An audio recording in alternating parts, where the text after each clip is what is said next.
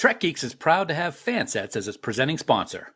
Fansets is the place for amazing pin collectibles with over 200 officially licensed Star Trek pins and new releases every month. Stay tuned for a special discount code good on your next order at fansets.com just for Trek Geeks listeners. Fansets. Our pins have character. This episode is also sponsored by Science Division, the makers of the world's first interactive tribble that you can control with your smartphone. Keep listening for a special Trek Geeks discount code when you adopt a new tribble at sciencediv.com. Science Division. Trouble's never been this fun. Hi, this is Nana Visitor, Major Kira Nerys from Deep Space Nine, and you are listening to the biggest little show this side of the Gamma Quadrant, the Trek Geeks podcast with Bill Smith and Dan Davidson.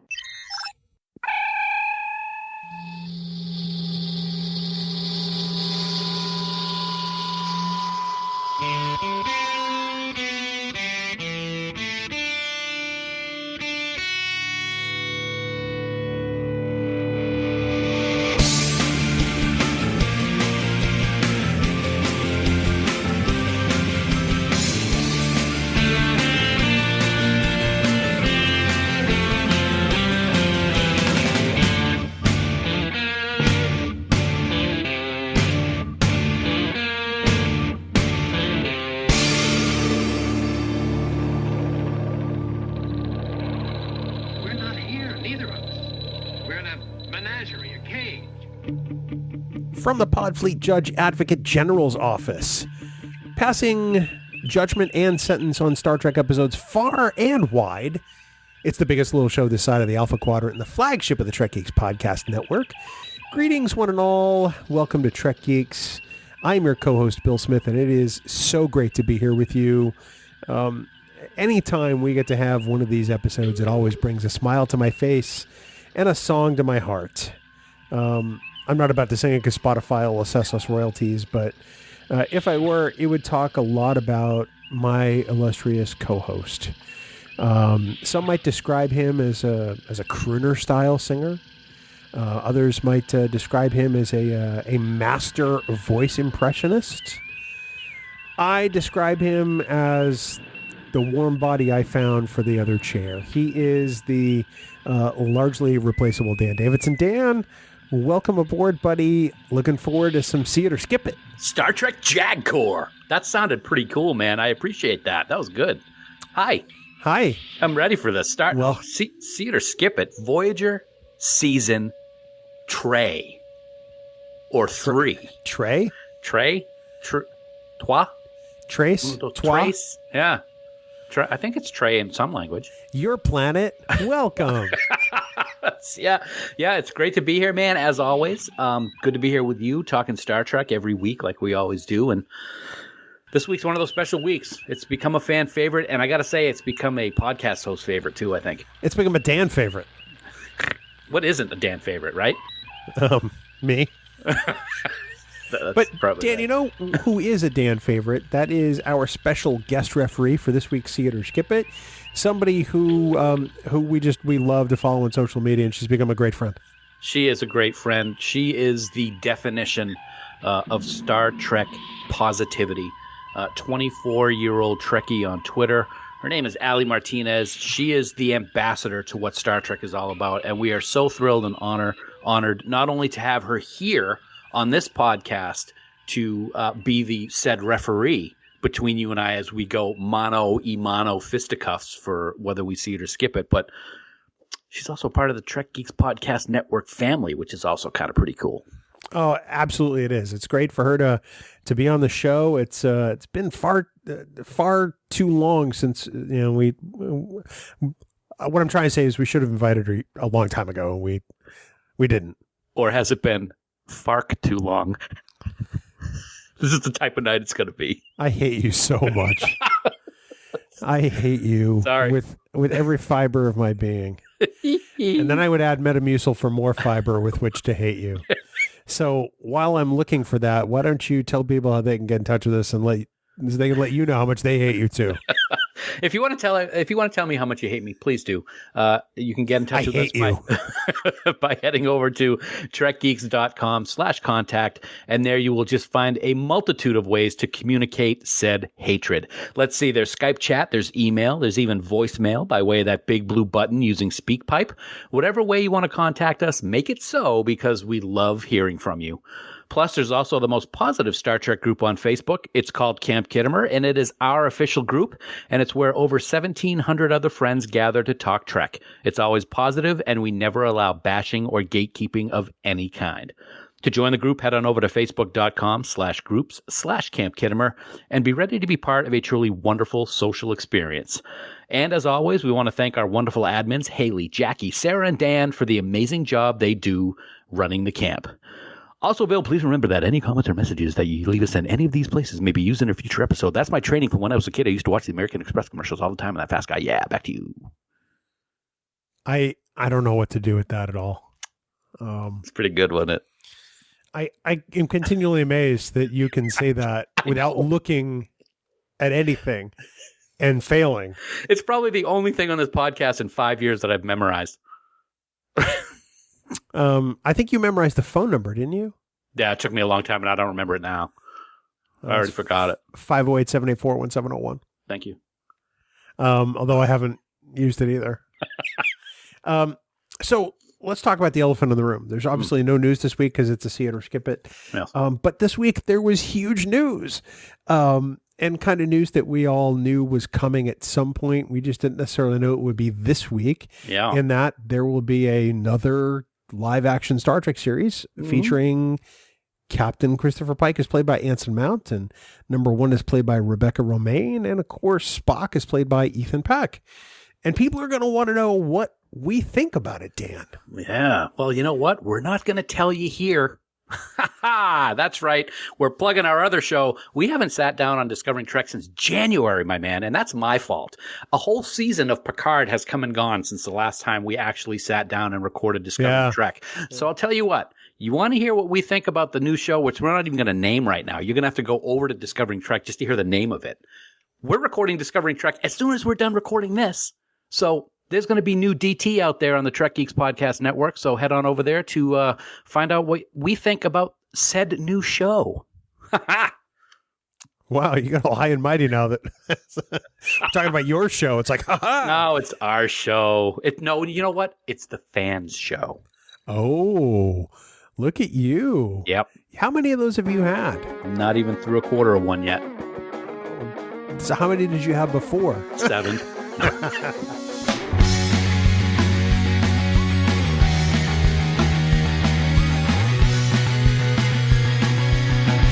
Dan, as always, we want to thank our friends at Fansets for being the presenting sponsor here on Trek Geeks.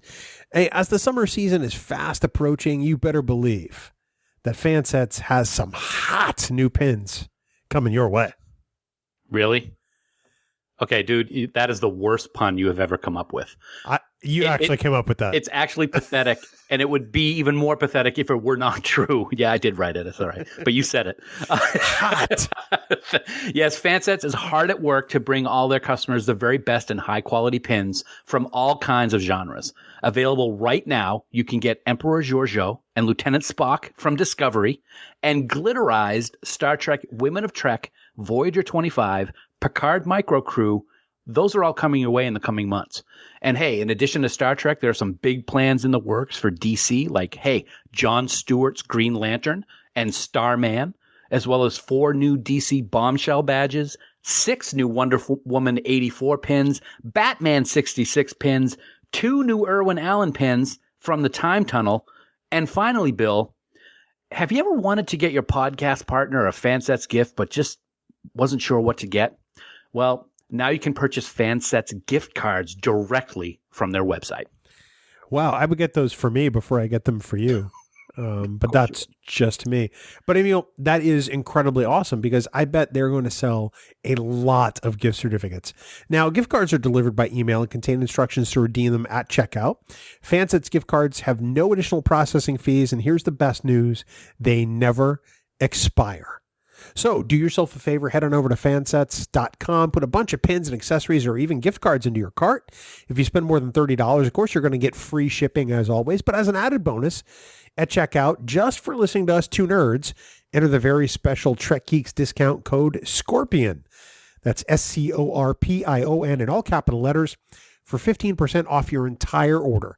Now, this bonus code will be available to use until Wednesday, May 27th, 2020 at midnight Eastern Daylight Time. Fansets, our pins have character. And we thank our friends from Fansets for being the presenting sponsor of Trek Geeks.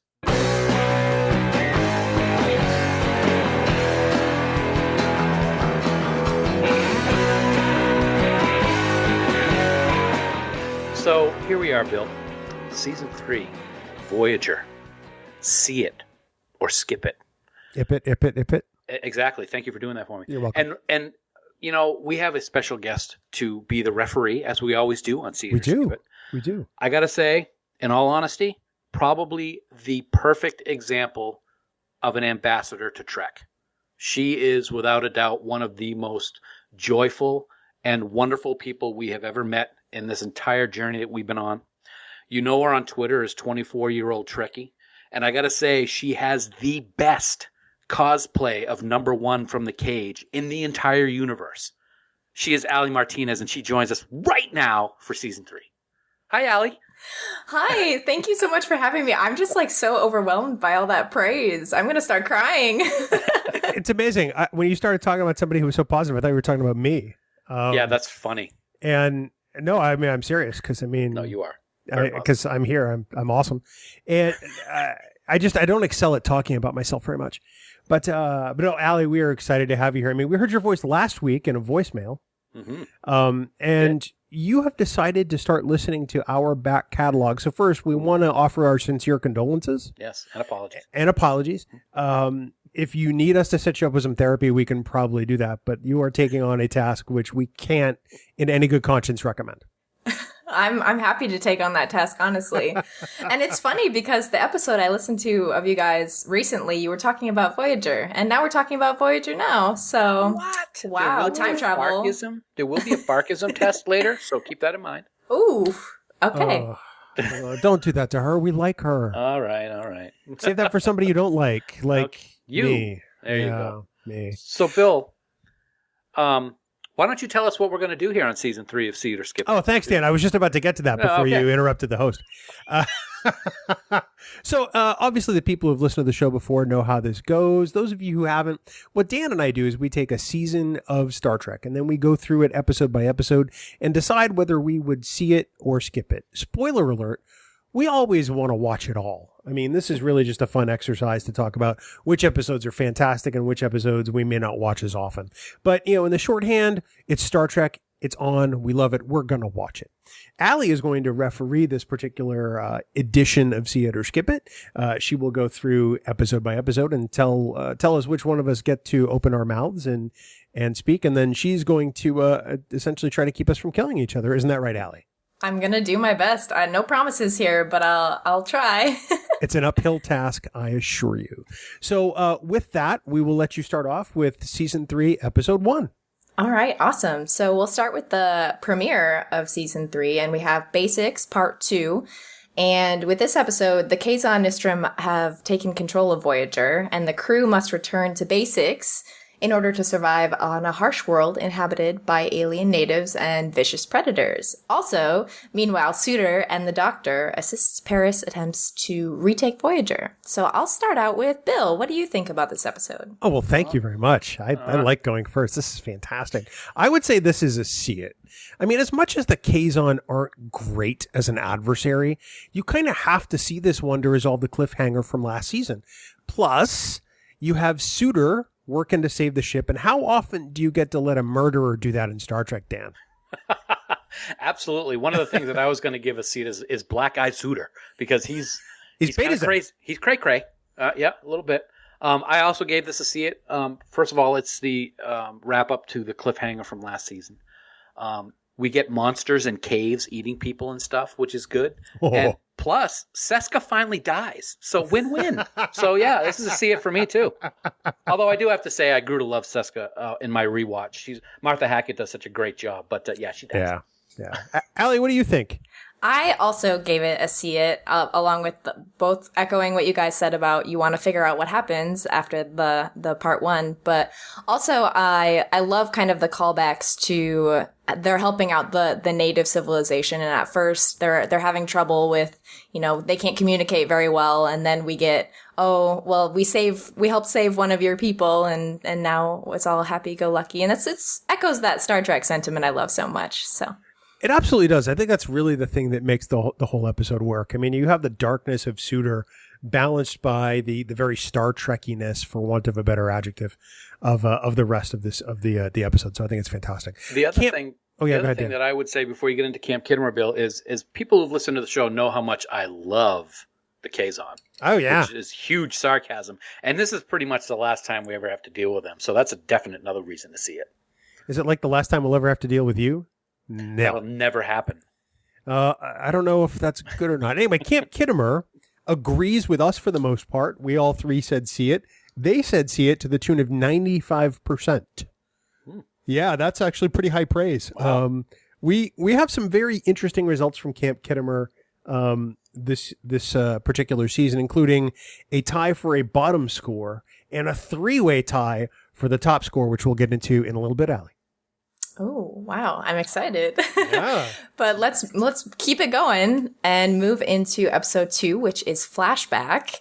And in this episode, Tuvok begins to suffer a mental breakdown triggered by a suppressed memory, and a mind meld with Janeway takes him back to his tour of duty with Captain Sulu aboard the USS Excelsior. So, Dan, why don't you start it off? This is a see it, 100%. I love this episode, and one of the reasons I love it so much is just the very beginning when they do the reenactment of the beginning of Star Trek VI, almost exactly as in the movie. I mean, if you watch it side by side, the differences are so minuscule, it's hard to pick them out. The whole idea of Janeway interacting with Sulu and stuff is a little far-fetched, but I get it with the whole mind meld stuff. It's just so wonderful to see George Takei and Michael Ansara and Grace Lee Whitney again in this episode of Voyager. I love this episode. Definite see it, Bill. I love Michael Ansara and Who Mourns for Adonai. That's an inside joke with Dan. Yeah, we're not going to talk about that. Oh, no, let's talk about it. He met Michael Forrest at STLV a few years ago. And what was exactly what you said, Dan? I don't even remember, but I was talking about something, and I was talking in the third person, talking about how great it would be to be standing here talking with Michael Ansara, and for whatever reason I said Ansara instead of Forrest, and everybody was looking at me funny, and then I realized what I said, and I literally wanted to crawl under the carpet and just die. And wasn't Michael Ansara deceased by that point? Oh, yeah, for years. Oh, yeah, just check it. Way to go, buddy. This one for me, Flashback, also a see it. I mean, this episode is complete fan service. I think this was the 30th anniversary episode for Voyager. I think this was 96 at this point. I could be off on that, but that seems to stick in the back of my mind. But it is completely plausible, and I actually love the way it's executed. Plus, I mean, it is so great to see George Takei in the Monster Maroon again. I don't think you really go wrong with this episode, Allie.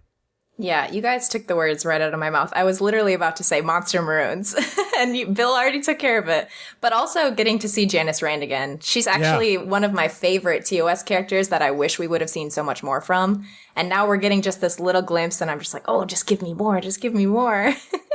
I couldn't agree more. You're going to need a beehive wig to do Janice Rand in a future con. I think you're going to put that on your list. Yes, actually, I tried doing a little like mold for it. I have a little like glass, this big, huge like punch thing that I tried. I put a pillowcase over it, and I was like, okay, now I got to like get some sewing in here and try to make this. That's awesome. Of course you did. That's awesome. Well, Camp Kittimer also thinks this episode is awesome. 91% of respondents said you got to see this episode, and I, for one, agree. There we are. I'm surprised that it's as low as 91%, to be honest with you. I'm wondering what that other 9% said. Well, we don't have the verbatims, but plot-wise, I mean, it's not the greatest plot. That's what I had mentioned. The whole mind meld thing. Yeah, but it's fun. Yeah. It is fun.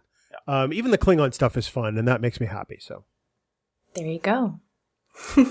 Well, with that, let's move on to episode 3, which is The Shoot. And in this episode, Harry Kim and Tom Paris are found guilty and detained in a prison where a neural implant gradually drives the inmates mad. So what do you think, Bill? I think I would love to see Dan have that mental implant, but that's just me. I already have it. Oh, so you were talking about the episode. I'm so sorry. I think this is a definite see it. Here we are 3 for 3 to start the season. I think that's a great way to get going. I love how we get to see the bond between Paris and Kim grow right before our eyes in this episode. They were friends before, but I really think that this episode pushes their friendship to a new level. Plus, it is a fantastic job by both actors in this episode, both Garrett Wang and Robbie Duncan McNeil. And the script is actually pretty great to start with. It's a great sci-fi story, Dan. And I think that's why it's for me, it's absolutely a see it. Yeah, you basically said the same things that I was going to say. It's definitely a see it. What's really great, though, is the bomb at the beginning killed 47 people. 47. Who would have thought? What a number. That never comes up in Star Trek. Seriously, though, it's a great episode, like you said. It shows that close friendship and the relationship between Harry and Tom. And it's a great example of the character development for both of them, Allie.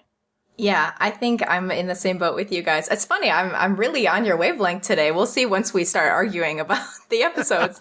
But there's this line in the episode that it's at the very, very end where Harry is all upset because he's like, I would have killed you. Like, I was ready to kill you. And then Tom's like, no, you're the person who said, like, this is my friend and nobody touches him.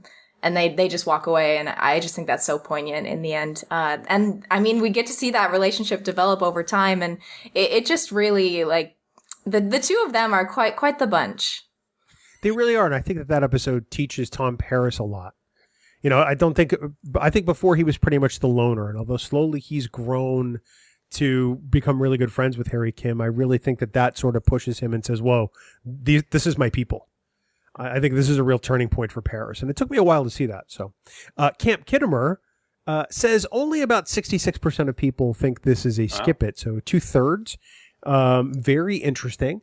I would have thought it would have been higher than that, honestly. Yeah, me too.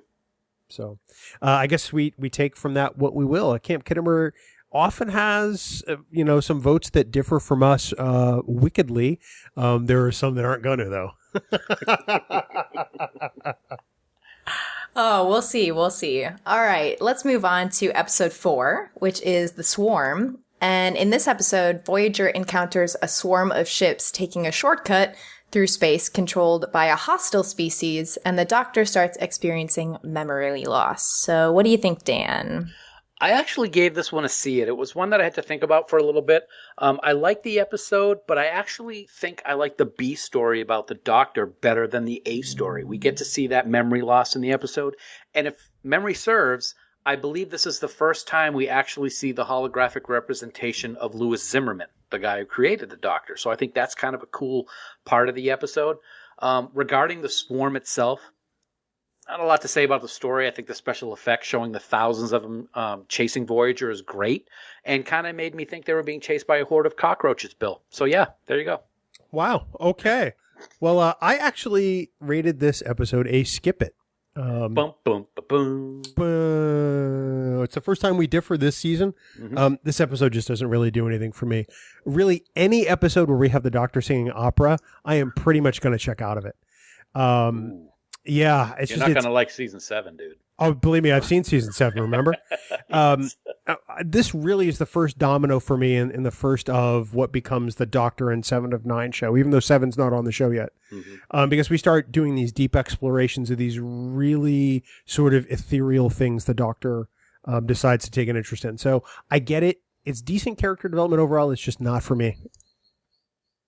Interesting. I said skip it as well. So I'm finally not. We're breaking up a little bit here. Yeah, we're broken up, all right. Oh no! In your face, Davidson. Yeah. One thing that really bugs me is the whole time when we first are introduced to this hostile species, Neelix says, no one knows anything about them, and we've just heard that they don't like people in their space. And then at the end of the episode, we know nothing more about them. Literally nothing more. Yeah. Good point. Yeah, why? I feel like the script could have gone through many more revisions before they shot it, because the B story isn't enough to carry this episode. And unfortunately, the A story just isn't there for me.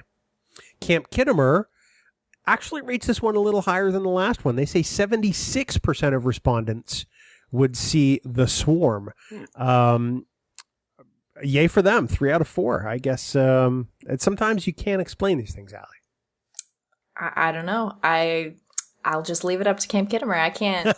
They got their own ideas. That's okay. They do. It's awesome, too. That's okay. All right, let's move on to episode 5, which is False Prophets. And in this episode, the crew encounters the endpoint of the Barzan wormhole from TNG's The Price. And the 2 Ferengi presumed lost are posing as gods on a nearby planet. All right, Dan, what do you think? I love this episode. I really do, which is interesting because I was not a huge Ferengi fan until Deep Space Nine, really. I love how this episode is kind of a continuation from The Price, which I did not give a see it. I gave that a definite skip it. I did not like it at all. It shows the greedy Ferengi nature to a perfectly. I think it's a good story, and I really enjoyed seeing Neelix as the Grand Nagus. I thought that really worked, so I gave it a see it. Well, here we are, Dan. In every see it or skip it, there's a moment where I pause and I reflect on an episode by simply saying this. Skip it. Meh. This episode for me just is terrible. I have a hard time watching it. I don't care about these 2 Ferengi. I didn't care about them in The Price. Yeah. I sure as hell don't care about them now. I don't think it's a great story. For me, this was just a way to get Ethan Phillips back in Ferengi makeup since he's played a Ferengi before. There's really not a whole lot here for me. How about you, Allie? I'm sorry, Dan. I gave it a skip it. One thing that really, oh no, I've made him mad now. But one thing that's hard for me is that we got such I don't want to say a Ferengi redemption arc in Deep Space Nine, but we really got to see more in depth in Deep Space Nine. And I feel like now in False Prophets, it's just like a callback to how nasty they were in TNG. And yeah, that's a very good point. I will say that. But what I liked about it was you got to see just how awful they were. They're pretending to be gods to the people on this planet just for profit, and it's just like, wow, this is really to the extremes that they will go to, and that's one of the things that I found interesting about it. Well, Camp Kittimer found it interesting. We're back to 66% of respondents. 2 out of 3 say they would watch this episode. Apparently more love for the Ferengi than Allie and I apparently have. Apparently. So, yeah, I guess we're just going to have to be okay with it, Allie. I guess. I mean, I love the Ferengi, and I'm glad we got them that little that little look into more of the culture in Deep Space Nine, but I don't know if I'm feeling the Voyager Ferengi. Yeah, same here. But with that, let's move on to episode 6, which is Remember. And in this episode, B'Elanna Torres receives vivid dreams from an unknown passenger aboard Voyager. So what do you think, Bill? Well, it's rare that this ever happens back to back. In fact, I don't think it's ever happened in See It or Skip It history. I think this is a momentous occasion, Dan and Allie, because I give Remember, Skip It, meh. This is like 2 dogs in a row for me. I don't think there's really anything great about this episode. I couldn't care less about B'Elanna's vivid dreams. I couldn't care less about the unknown passenger. I'm just hoping to get to another episode. Dan. Wow. Okay. Well, you have 2 episodes of meh in a row, and that's amazing because you do have a meh episode at least once a season. At least. For me, here we go. 1 episode at least a season. I have no recollection of the episode whatsoever, and congratulations to this episode because that's this episode. Yeah, remember, because I don't remember it, so I had to give it a skip it. So, boom, Allie. Oh no! Here she goes. Here we go. I gave it a see it. Oh, that's hilarious. So it's funny. I don't know why I was making this like parallel, but for some reason, this episode gives me like the vibes of, I can't think of what the TNG episode is called now, but where the diplomat comes on board and Deanna doesn't fall in love with him really, and he like takes over her consciousness and makes her get really old. And oh, is that Man of the People? Yes. No, it's is it Man of the People, or is this the dark where she gets like she's like in that like glitter dress and yes. Yeah, that's no, it's not Man of the People. I don't think it's not Dark something. I can't remember. I'll look it up. Bill's looking it up while you're talking. So keep talking, Alex. So I don't know why, but for some reason I feel like these episodes are similar, even though their storylines aren't the same. Well, yes, there is like the Inarans in this episode have like that telepathic power. Yep. And I just really like B'Elanna in this episode because she's being so characteristically B'Elanna, when in the end, like when she figures out everything that's happened and the story that the Inarans are trying to cover up, and she just storms into the middle of this party and just mouths off to these people, and that's so her. I think it's reminiscent of two different TNG episodes, right, Man of the People and Violations. Yep. Yes. Because I think it touches both. It's like a meld of both of those episodes. I was thinking of Dark Page, but that's the episode with Loxana and the coma. Yeah, okay. So absolutely. Good job, guys. Awesome. Team Trek Geeks, go! Camp Kittimer, that's where I was at. 40%. Ouch. A precipitous decline. Say that you should watch this episode as a see it. So, Allie, you're there at least with 40% of the people. You got some folks on your side. It's better than 0%. Better than 0. But all right, let's move on to episode 7, which is Sacred Ground. And in this episode, Kes is injured when she accidentally commits sacrilege on an alien planet. In order to save her life, Janeway must go through a mysterious ritual that challenges her faith in science. What about this episode, Dan? What do you think? Kes could have used the "we're from Starfleet, we don't lie" aspect of this, if you think about it, what happens. But no, I gave this one a skip it. This episode is actually boring for me. I think Trek has gone to the, quote, aliens blaming their religion on something, end quote, too many times. And this is a good example of that for me. I don't find the Chani to be very interesting. And the episode is filled with a lot of boring dialogue, in my opinion. So it just didn't stick with me. So I gave it a skip it, Bill. Interesting. I gave this a see it, but just barely. The only reason I like this one is because Janeway does what we hope a Starfleet captain would do. She takes the challenge on herself and in the process proves she's a total badass.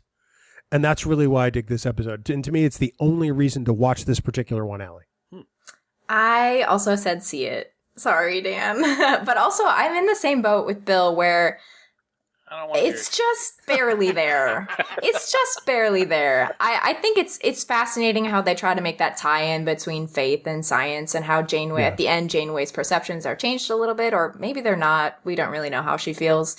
But it really does take a long way to get there. And the whole time you see Janeway setting up these challenges for herself that she perceives this is what the ritual must be. And that's fascinating. But it's not an A episode, but it's a see it.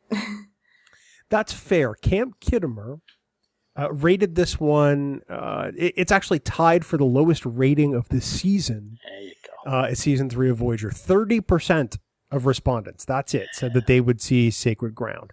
There's one other episode that meets that particular rating, and we'll be getting to that one a little deeper in the playlist, if you will, Allie. Oh, I'm excited to see what that is. And if I agree, we'll see. Well, I'm sure whatever I had, you're going to disagree with it. So whatever. Serves you right, you big jerk.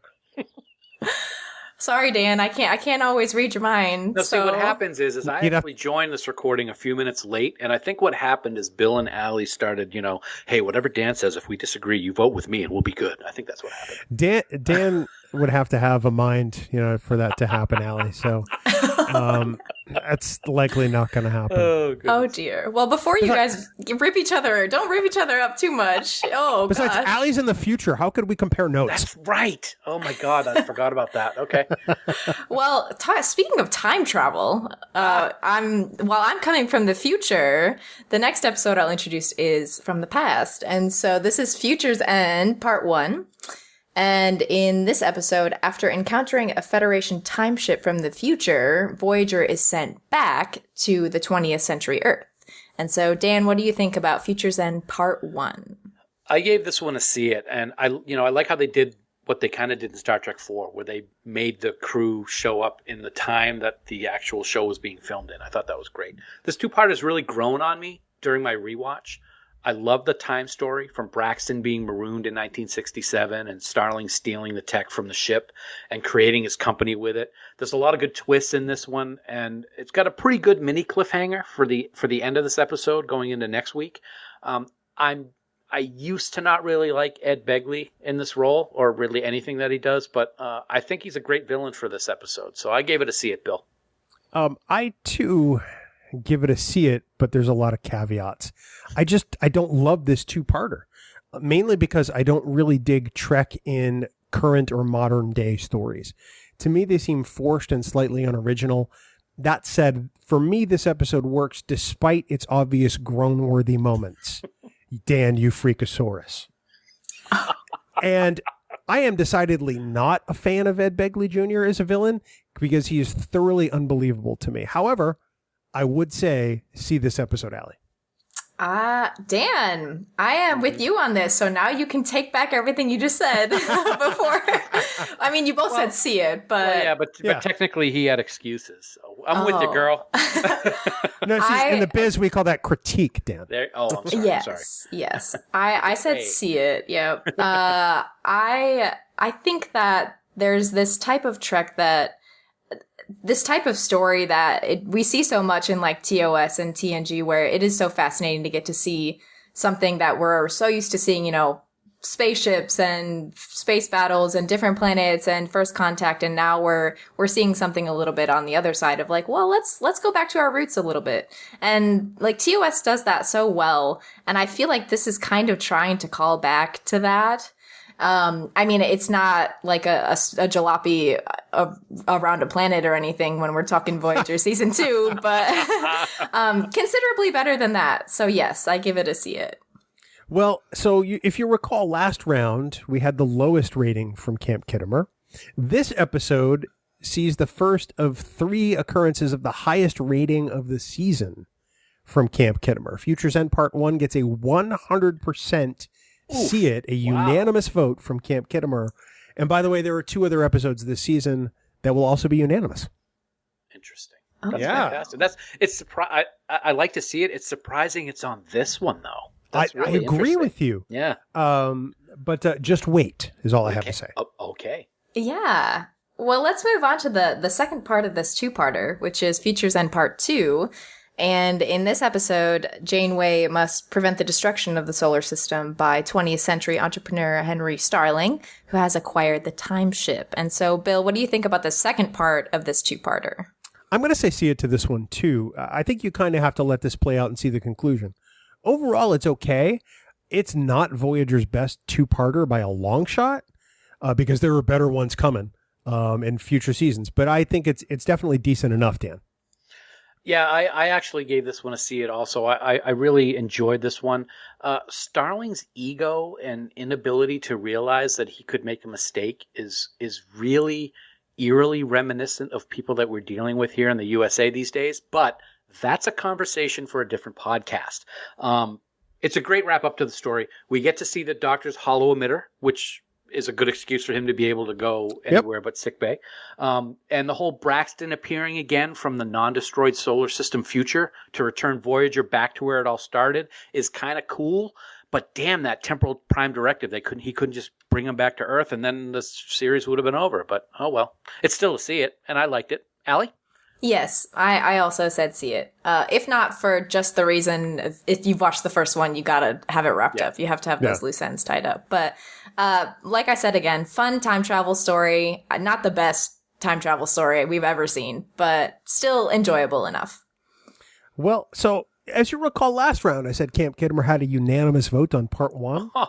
The vote for Part 2, also unanimous, 100%. It's the first time a two-parter has actually been unanimous for both halves in all of the theater skip-its we've done, I believe. So interesting. Yeah. That's pretty cool. It is pretty cool. I think it's pretty exciting. it's if you think about it, you might know which one is the third 100%, but I'm pretty sure you might not know which one is the other lowest ranked of the season. So I'll tease you with that. Well, as we keep going, I guess we'll find out. So let's keep going. The next is episode 10, which is Warlord. And in this episode, Kes is taken over by the mind force of an obsessive rebel named Tiernan. So, Dan, what do you think of Warlord? This one surprised me, but I actually gave it a see it. And the reason it surprises me because I've stated many times I'm not a huge Kes fan. But I got to say, Jennifer Lean had a lot to do in this episode, and she really pulled it off. Sorry, Allie, that's what happens when you don't vote with me in the other episodes. Wow. What a jerk. It's funny, though. I was doing some additional research about this episode, and I was actually thinking of giving this a skip it because the whole alien takes over a crew member's body next week on Star Trek has happened so many times. And interestingly enough, it happened just 3 weeks earlier when this actually aired over on Deep Space Nine with the episode The Assignment and Keiko being taken over by a Pa Wraith. But I think Kes does a good, or Jennifer / Kes does a great job with this one. So I gave it a see it, Bill. I actually gave this one a skip it. And it goes like this. No. Just no.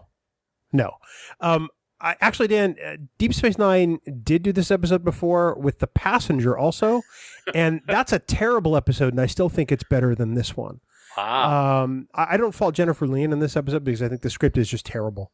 But what she did, she's only going to do what's on the page. She did a great job, but I think the script really fails her in this particular instance, in my own opinion, Allie. I said see it. Thank you. I love Kes. You're fine. I love Kes. I'm sorry. They're gonna kick me off. I can't be the referee anymore. I love Kes.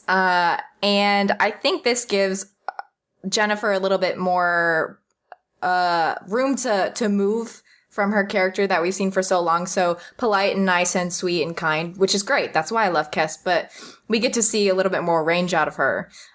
We also get to see Kes and Neelix break up, which is great. I'm so glad that they break up, even though she's possessed when it happens. She's possessed, yeah. And then they never mention it after that again, which is strange. Well, there's like some sort of like mention to it, but they don't have an actual conversation. Right. Yep. But I love Kes, and I'm sorry, that's my reasoning for why I'm a see it. That's fair. I can't really fault you for that. Camp Kittimer was kind of split down the middle on this one, practically. 48% of respondents said that they would see this episode, so almost a 50-50 split. So it's definitely one that kind of divides people right down the middle. Interesting. Yeah. Well, let's move on to episode 11, which is the Q and the Gray. So in this episode, Q has a novel idea for ending civil war in the Q continuum. Have a child with Captain Janeway. What do you think, Bill? I think I'm going to disappoint you and a lot of people on this one because I say skip it. I can't stand this episode. There are plenty of times where Q is over the top, and this was the episode where I decided I was done with him. I think it's just dumb, quite honestly. Other than that, I have no strong feelings on the matter, Dan. Wow. It's funny. Bill and I were having a conversation this afternoon via chat, and I said this is the one episode that I've gone back and forth with like 5 times on what I was actually going to finally give it for a vote, and I went finally with the choice of skip it, and it was interesting. It's not the best Q Continuum episode in Star Trek history, and now that I think about it, it might be the worst of all of them. And a lot of people say, "Oh my God, if it's a Q story and John Delancey's in it, it's gonna be awesome." And that doesn't always happen, and that happens here. But still, it does have John Delancey. We do have Susie Plaxton as female Q. The story's a little odd with all the Civil War mumbo jumbo, and really, you would think that Q sex is a little bit better than just touching fingers. But hey, I'm not an omnipotent being, so I can't answer that. That's for sure. I gave it a skip it too, Allie. I also gave it a skip it. Woo! Wow, all 3 of us are in agreement. How can that happen? I know, I'm stunned, actually. I thought for sure you were going to give this a see it. No, I gave it a skip it, and I very much echo your guys' sentiments. It's a Q story, but it's not a good Q story. Yeah. It's a little bit too out there for me. Yeah, it's great to see Janeway literally turn him down at every corner, but that's not enough for me. Yeah. Yeah, and apparently it's not enough for her either. I think the thing that gets me is I think that Voyager, for me at least, has the best and the worst Q episode of all time. The worst in the Q and the Gray and the best in Death Wish, which I think is the best Q story ever done. Apologies to Next Generation. But sorry, guys. Camp Kittimer was decidedly more favorable with this episode than the three of us were. 71% of respondents said they would see the Q and the Gray. So obviously the power of John Delancey is strong, Alan. Oh, that's interesting. I mean, I love him, and just the grace that he brings to Q is great. But he gives if anything, some of the best outtakes of Voyager are from this episode with John Delancey. Yes. They're hilarious. Yes, absolutely. But with that, let's move on to episode 12, which is Macrocosm. And in this episode, when viruses grow to 1 meter in length and begin attacking the crew of the Voyager, Captain Janeway and the Doctor must retake the ship. So what do you think, Dan? What about Macrocosm?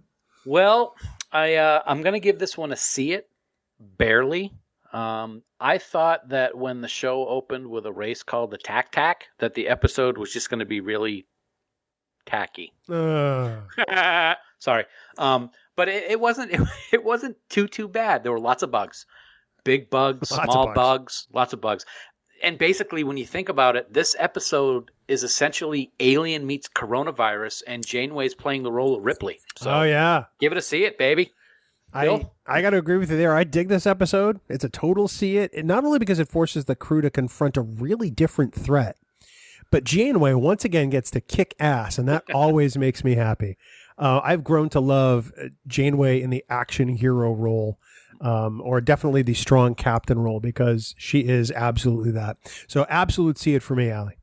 Absolute see it for me too. Wow, we're in agreement again. Wow. Oh, goodness.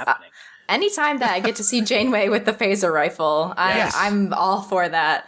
I also think when you were saying, Bill, about it's great to see her kind of in that action hero role, it's so great that we're able to also enjoy and love when she's not, when she's like that sensitive captain. But now being the action hero doesn't make her anything less. It makes her more, if anything. Agreed. 100%. Absolutely. Camp Kittimer agrees with us for the most part as a plane flies over my head.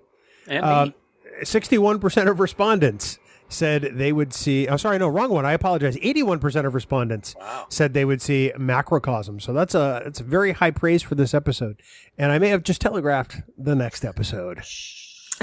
Speaking of next episode, it's episode 13, Fair Trade. And in this episode, a meeting with an old friend lands Neelix in an ever-deepening hole of trouble. So, Bill, what do you think of Fair Trade? I think that it's fair to watch this one. I think it's a see it. I enjoy this episode because it gives Neelix somewhere to go, and that place is fear and bad decisions. We get an opportunity to see Neelix on really uncertain ground, and I think that Ethan Phillips really shines in this one. Plus, I like how the writers admit to the fact that Neelix can't have been everywhere, and then they use that point to their advantage in the storytelling. So for me, I think this is great growth for Neelix, Dan. I absolutely agree with that, man. I always like, how can Neelix know so much about this entire quadrant? I mean, it just doesn't seem plausible. So I'm glad that they kind of brought that to a head. I gave this a see it as well. It's an actual Neelix episode that shows the strength of the character of Neelix and his flaws. And I think that really works well. This is the border space that he doesn't know anything about past it. He doesn't think he thinks he's no longer needed on Voyager. He gets to meet his old friend Wix and then gets caught up in the scheme. There's a lot to chew on in this episode, and it's really done well. And like you said, Bill, Ethan shines in this episode, and it might be the best, and I think it is the best Neelix episode that we've seen so far in Voyager. Allie? I also gave it a see it. I think that it's some people love to hate Neelix, that for like want of a better way to describe it. But as much as, like, yes, he is kind of that little quirky character that might not seem to fit in with everybody else, he truly does want to help Voyager in any way that he can. That's why he follows Tuvok around and he meets B'Elanna in engineering and all this stuff that seems like, oh, well, no one would want him to bother them, but he really just wants to be useful. And I think that he does show how useful he is over the course of Voyager. And this episode really kind of is a staple for that. Absolutely. For me, I think this is the best Neelix episode since Jetrel in season 1. Oh, I forgot about Detrell. Yes, that's a great episode. Those two are head-to-head. They really show a nice vulnerability of Neelix. As I mentioned before, 61%, except it was for fair trade.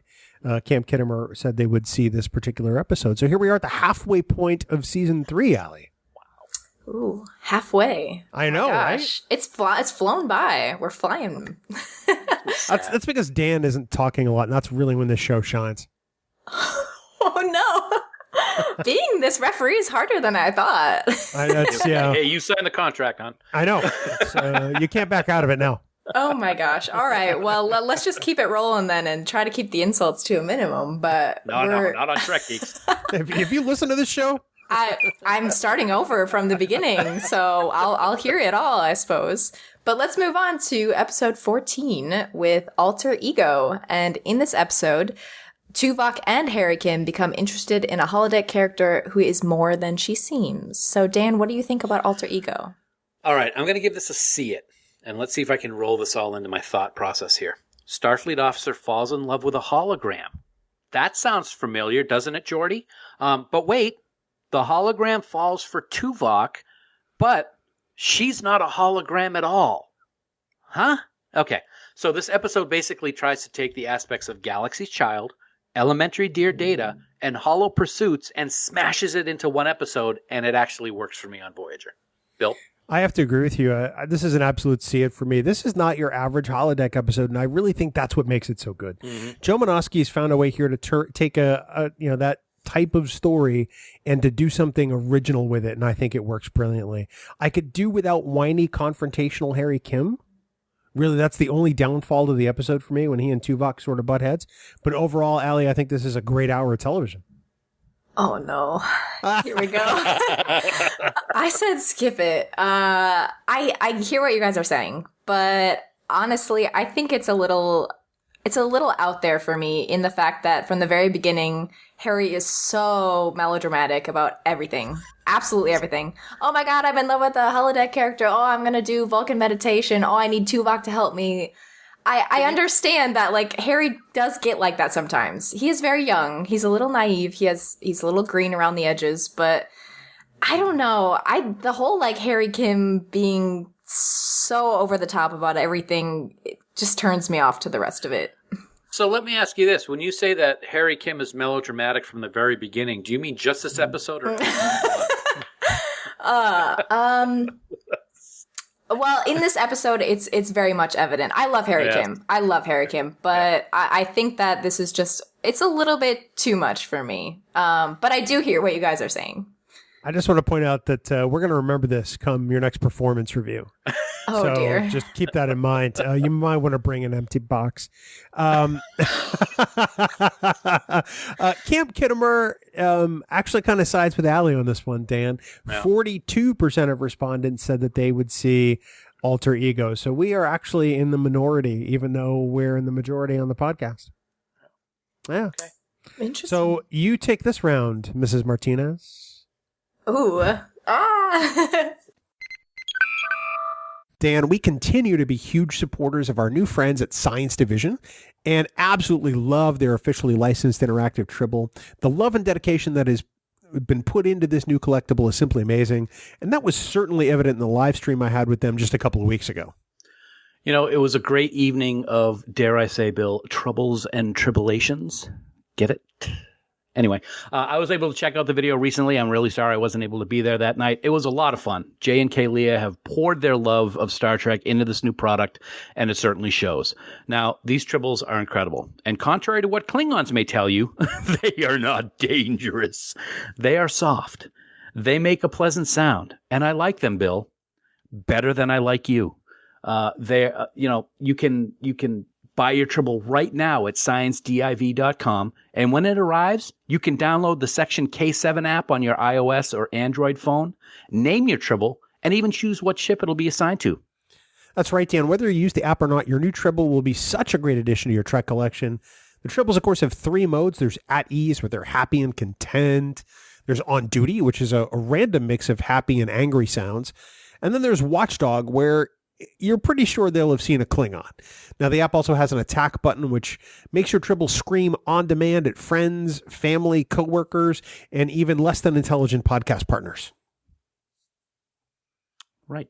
That's now, you. Yeah, I know. As anyone who listens to the Trek Geeks Podcast Network knows, we are huge supporters of small business, especially during this wacky time of COVID-19. Science Division is exactly that, a small business made up of a husband and wife team. So why not support their small business and order your Tribble right now? And the best part is, Dan, the response from our Trek Geeks listeners has been so great. They are extending their special $5 discount code just for our listeners. So head on over to sciencediv.com to place your order. That's sciencediv.com. Normally, these Tribbles go for $69.99, but if you enter the special discount code GEEKS, you'll get $5 off your Tribble. Now, this offer code is valid right now until May 27th, 2020 at 11:59 p.m. Eastern Daylight Time. Science Division. Trouble's never been this fun, and we thank our friends at Science Division for sponsoring this week's episode. All right, well, let's move on then to episode 15, which is Coda. And in this episode, after her apparent death, Captain Janeway's journey to the afterlife, guided by her father, leaves her with suspicions. And so am I correct? And you want me to start this off? Oh, no. I was just saying that you won the I won the battle. Yeah. Oh, okay. You can start this one off if you want to. Oh, gosh, no. I want to hear what you guys have to say first so then I can argue with you. So, Dan. You're going to fit on the show just perfectly. Yeah, all right. Okay, Dan, what do you think about Coda? See or skip? All right, well, I gave this one a see it. I actually like the different time loop stories in this episode, a la cause and effect when you think about it a little bit.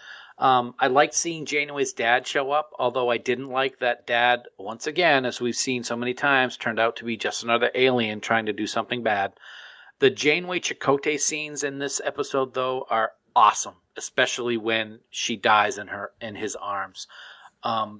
It kind of turns out to be an episode where nothing actually really ever happened, but it doesn't matter. It still works for me, so I gave it a see it, Bill. So back in 2014, Dan, you and I went to Trek Boss in Boston, and we saw Garrett Wong there, and he talked about how when Voyager first started, Rick Berman took them all to dinner and said, look, all of you playing humans, we want you to dial back the emotion a lot. We want the aliens to really shine in this series. And that caused for some of the performances to be somewhat muted by his estimation. And that's a paraphrasing of his words back in the day. This episode for me is a see it simply for the level of emotion that is displayed here. It's not important because of what Janeway experiences. That's really kind of irrelevant. It's important because what everyone else experiences around her with her absence, especially Chakotay and Kim in particular. This episode lets these actors and characters finally experience something real instead of dialing it back. And for me, Allie, that's why this episode is amazing. I agree with you guys. When I first saw this episode a long time ago, when we see Janeway die, air quote, in Chakotay's arms, I'm just like, whoa, I'm sobbing, completely sobbing. And then again, when... Can you say that again? Just so many tears. And it's goes to show the strong bond that the crew has really formed. From starting off with being, okay, well, we are two separate things. We are Maquis and we are Starfleet. And then this shows really that Voyager does it many times, but how the crew has really come together and they are a family. And it just makes my heart feel so good. Bill, you talked about how we get to see emotion from people that we don't normally see. We talked about Chakotay and Janeway. One of the things that also stands out to me in this episode is B'Elanna's speech. Yeah, absolutely. At the memorial. I thought that was fantastic as well. 100%. Well, 71% of Camp Khitomer respondents said they would see Coda. That's actually a much higher number than I thought it would be. I feel like this is one of those episodes that people probably would skip over, and I'm glad that Camp Khitomer has proved me wrong, at least in the percentage. I'm glad to hear it. But let's move on then to episode 16, which is Blood Fever. And so in this episode, B'Elanna Torres experiences symptoms similar to Pon farr after being attacked by Ensign Vorik, who is also undergoing the blood fever. So, Bill, what do you think about blood fever? Well, it's rare that we get 3 of these in a season, Dan. So here we go. Skip it. Meh. I feel like with this episode, they were trying to check things off on a box, and they finally got to Pon farr on the list and said, oh, we got to do a Pon farr episode. Check. And that's really what this episode feels like to me. Other than that, I don't really feel like there's anything at stake here. It's an episode that honestly bores me, Dan. Okay. I also gave this a skip it. A, I don't like Vorik. 2, it's a weak B'Elanna story. And D, Klingon Pon farr? Really? Please? I'm sorry. I would have liked it if it was porn farr and not Pon farr, because this one is just not good. I don't like this episode at all. Well, first, Allie? I was going to say first, let's address that you apparently were in the movie Home Alone, because you went 1, 2, and then D. I'm glad you caught the reference. That's exactly what I wanted to do. Thanks, Buzz. No problem, Flemwad. Oh my gosh. You guys, I just can't. Let's see you try to come back from that, Allie. I tell you, when I was getting ready for this, I had no idea that I was going to be just busting at the seams with laughter. But I should expect nothing less from the both of you. Thank you. But yeah, Blood Fever also gave it a skip it. I understand something that I think Voyager tries to do, sometimes does it well and sometimes doesn't, is that we get a little bit more background into Vulcan culture, trying to explain things like Calto or the Vulcan meditation, stuff like that. And I love that they're trying to give us that background, because, I mean, with my love of Spock from the original series and trying to explain, we don't get that explanation so much. It's just like, this is the way it is for my culture. And now it's like, okay, well, let's give a little bit of background. But this is just kind of flying off the seams a little bit for me. It's very, very ridiculous. I mean, we get to see that kind of more aggressive side of B'Elanna, her like with her. It's not her like combating her Klingon this time. Yeah. It's like, well, this is something completely different. It's fascinating, but it's not enough for me to give it a see it. Honestly, if they were going to do a Pon farr episode, the series already has a Vulcan. I mean, we don't get to Tuvok's Pon farr episode for a few more years, I don't think. Yeah. But I honestly, I couldn't care less about Vorik. Let me ask a question. Yeah. Is the character of Vorik, is it the same one as in TNG's Lower Decks? Is it same actor? Okay. Sort of like what they did with Robbie. Yeah, so it's Torek in Lower Decks. Oh, that's a big change. Vorik in Voyager, and his mom is Jerry Taylor. Ah, okay. Which is how he got the gig. Gotcha. And of course, his father was legendary sports anchor Dick Enberg. Oh, all right. Okay, cool. A little trivia there for you, Allie. Wow. 70% of respondents said they would actually watch Blood Fever. So apparently the Plaque Tau shines well in Camp Kittimer. I guess so. Yeah. But let's move on then. Let's keep it going. I mean, we can't talk all day, although I wish we could. But let's move on to episode 17 then, which is Unity. And in this episode, Chakotay is injured and trapped on a world where the inhabitants are embroiled in conflict. But the people who rescue and care for him harbor a disturbing secret. Ooh. What do you think, Dan? That's a little scary. I gave this one a see it. It's an interesting take. Wait a minute, am I on the wrong thing? I'm on the wrong one. No, you're not. Yeah, okay, all right. I just want to make sure.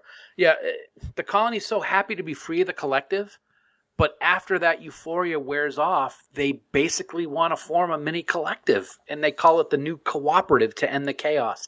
That's a little interesting to see what, I don't know if it's kind of like that whole thing that people suffer from where they want to go back to when they were being a prisoner or something like that. But that's what it made me think of. And the fact that they destroy the cube after the drones are reawakened really does show that this new collective is separate from the hive of the Borg. So it's very interesting to see it from that side of the collective. We're only used to seeing the Borg as automatons who are just going to assimilate everything they see. And to see this, I thought was very interesting. So I gave it a see it, Bill. I can't believe we've gone 17 episodes without one of us saying this. Akachimoya. I gave this episode a see it. Now that we're so incredibly familiar with the Borg, it's great to see stories about them told in different ways. And I think this episode is no exception. They're different, but are they?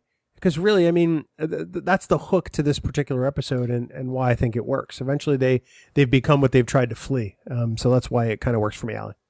Yes, I also gave it a see it. Interestingly enough, I don't know how familiar you guys are with Star Trek Online or if you've played much, but they actually give a little bit more storyline to the Borg Cooperative. Oh, cool. Okay. So I've seen this episode before playing that, but I also think it's interesting to see the fact that we get to see a different side of the Borg, but it's not. Yeah. It's not the Borg. It really isn't. But it shows that humanity does shine through when it needs to, but in good ways and in bad ways. It's not. We're not perfect. I also like the fact that they brought Alpha Quadrant aliens into it as being part of the freed collective. I thought that was good to show that anybody can be assimilated, but they could end up anywhere in the galaxy as a result. I thought that was pretty cool. Totally agree. Well, Camp Kittimer thinks it's really cool. 87% of Kittimerians, I'm sure that's a word, say they would see this episode. And I'm just glad they agree with us this time. Nice job, campers. Great. Way to go. Good deal. Let's move on then to Darkling, which is episode 18. And in this episode, the Doctor alters his personality subroutines by grafting other personalities into his program, while Kes contemplates leaving Voyager for a man. What do you think, Dan?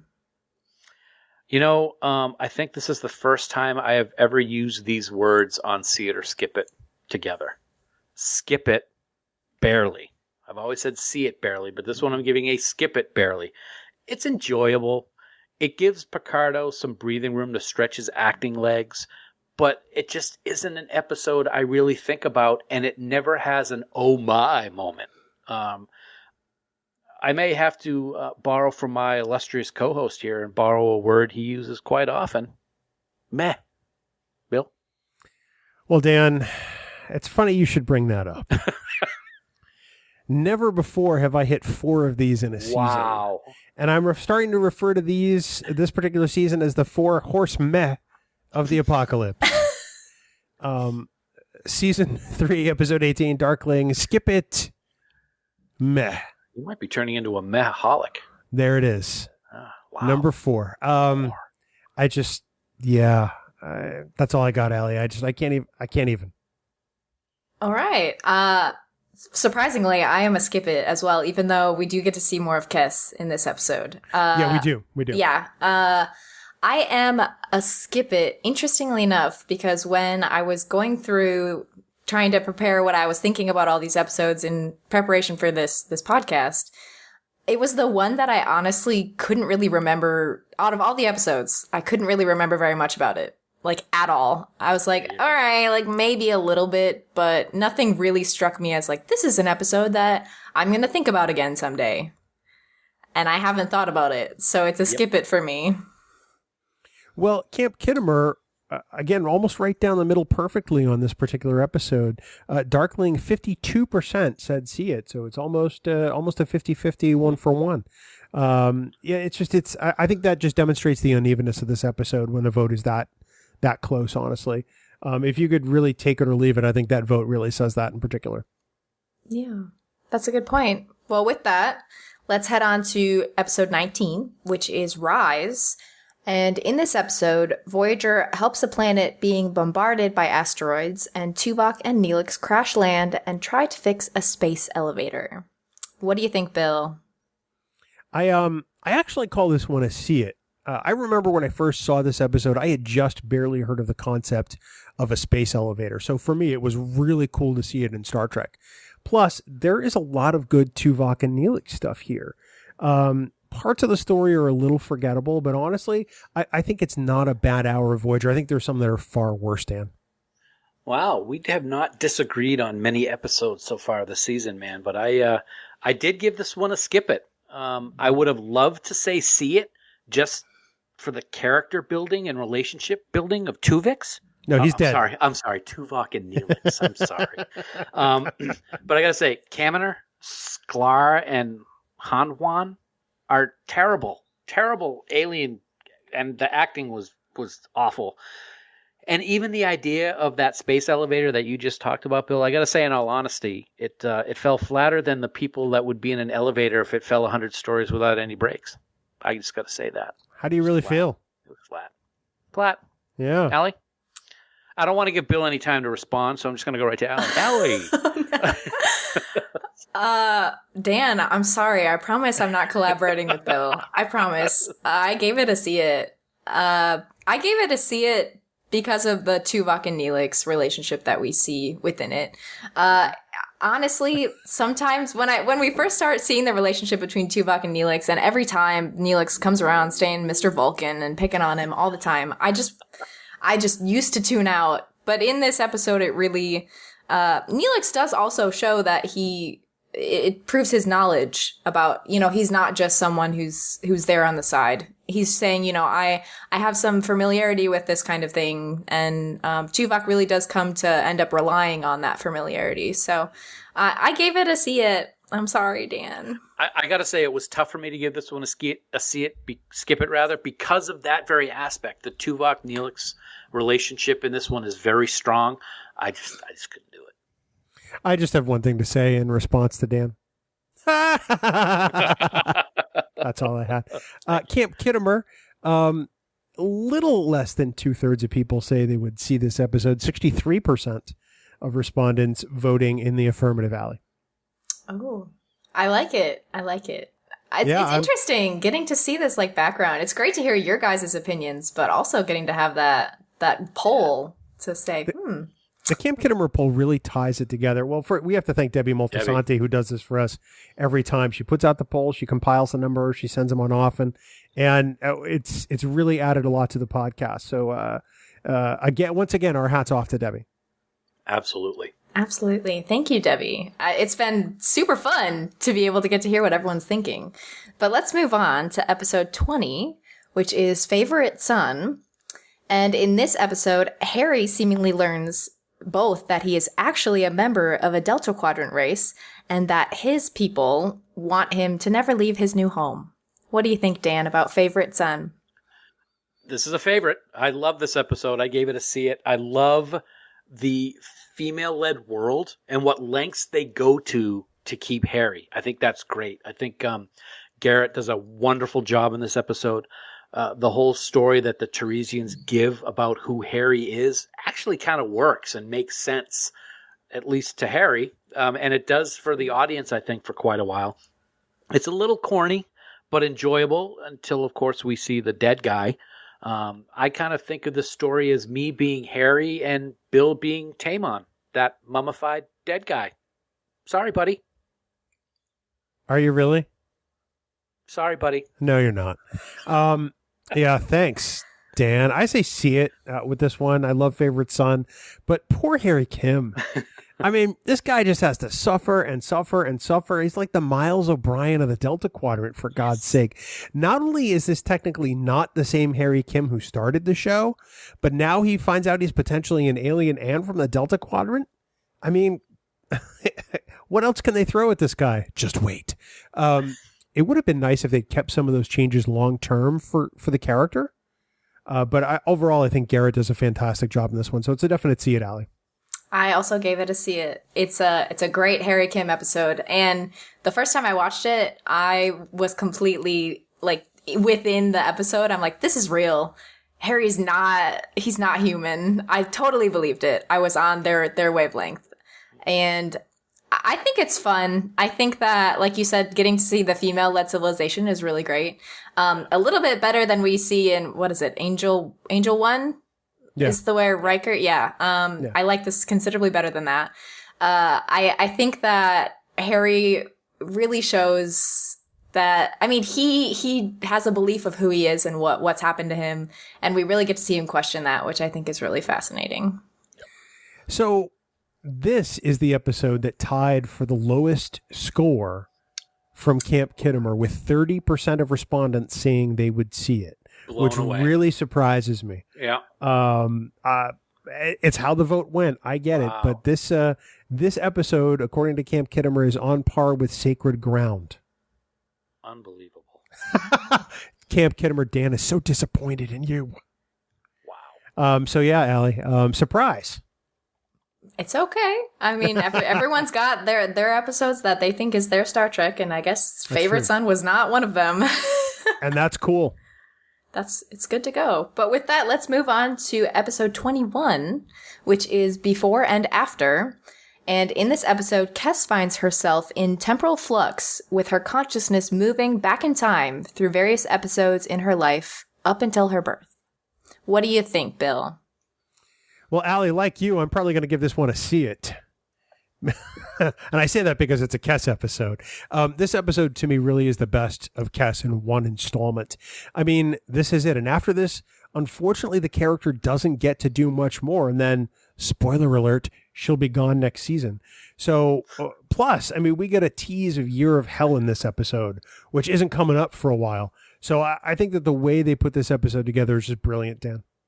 You took the words right out of my mouth, man. I literally wrote down, see it. The idea of this episode is brilliant. And it really is. We get to see and hear things in this episode that hasn't happened in the series yet, but is going to. And Year of Hell is the perfect example. I think the writing in this episode is what really stands out and how they are able to do that. And again, it's a Kes episode that actually works. So that's 2 for me this season with the same character that I usually don't like, Allie. So you better be on my side with this one. Of course. You guys already know I'm all about Kes. So yes, 100% see it. It really does. It makes me sad to think that it took this long to get a really good Kes episode. Yeah. When really could have gone anywhere with it. There was so much, I mean, completely new Ocampan, like all that culture, all that's that interesting, we can take it in any direction we want, and then they wait, and then they get rid of her. It really is unfortunate, and I wish that we would have had a little bit more background from Kes than what we got. I'm forever going to be sad that, I mean, I understand the progression and I love 7, so don't get me wrong. Yep. I'm glad that it moved in that direction as well, but I don't know. Getting to see this episode really, like, yes, it was all smashed into one episode, but they could have drawn it out a little bit more and exposed these things over a course of episodes, and they didn't. But okay. I mean, it doesn't make me like this episode any less. No, it demonstrates the potential this character had all along, which really is the biggest bummer. Jennifer Leon was right there in front of their eyes, and they waited until deep into season 3 to actually do something with it. So 82% of Camp Kitamarians said that they would see this episode. That's a very respectable number. And it's one that makes me happy. So yay, Camp Kittimer. Great job. Shout out for Kes. Justice for Kes. # justice for Kes. Yes. All right, well, let's move on to episode 22, which is Real Life. And in this episode, the Doctor learns a few real-life lessons with the holographic family he created, and Voyager investigates massive subspace distortions. So, Dan, what do you think? I gave this one a see it, boys and girls. I really like this episode. We don't get to see the Doctor in this way very much. And he created this family to feel, as Data would say, more human. And I think it works for him. From the comedic aspect of at the beginning of the journey that he has with his family, to the despair and outright sorrow at the end with his daughter's injury, it really doesn't bother me that we don't see this family again. It was an experience that the Doctor wanted and I think needed to have. So he had it, and I really think it affected his programming in a large way. And it added significant growth to the character of the Doctor. It may not have been stated specifically by referencing the family again, but I think that it certainly evolved his character. As far as the B story goes, though, space tornadoes? Really? That's all you could come up with after this Doctor hologram episode? So, yeah, we'll let that slide because I give this one a see it. Bill? No. And I'm saying that to the whole shooting match. This one for me is a massive skip it. Wow. I can't stand this episode more than I can't stand the Q and the Gray. Ouch. For me, this is the worst episode of the season. There's zero emotional investment in this episode because none of these characters is ever coming back. I didn't buy it then, and I sure as hell don't buy it now. I've only ever seen this episode twice. Once when it aired live, and the second time on my watch through, and I'll be happy if I never see it again. Other than that, Allie, no strong feelings on the matter. Oh, dear. Oh, my. Well, this is interesting. This is awkward. Bill, I'm sorry. I gotta go with Dan on this. I gave it a see it. First of all, how does one play Parisi's squares? We will never know. We never will. Obviously, you can die from it too. Yeah. Yeah. Not just get injured, but actually die. Yeah. I thought it was a really great step back from, okay, we're on this mission to like, okay, yes, we have a family within the crew, but now we have a family of a family, like an actual family, something that we got to see a little bit more with, Naomi Wildman. Okay, we're getting to see that actual family dynamic, which yes, a crew is family, but it's not quite the same. And so I think the Doctor really is thrown a curveball in this because he thinks he knows everything that he should expect. He knows exactly how to be the perfect father, the perfect husband, the perfect everything.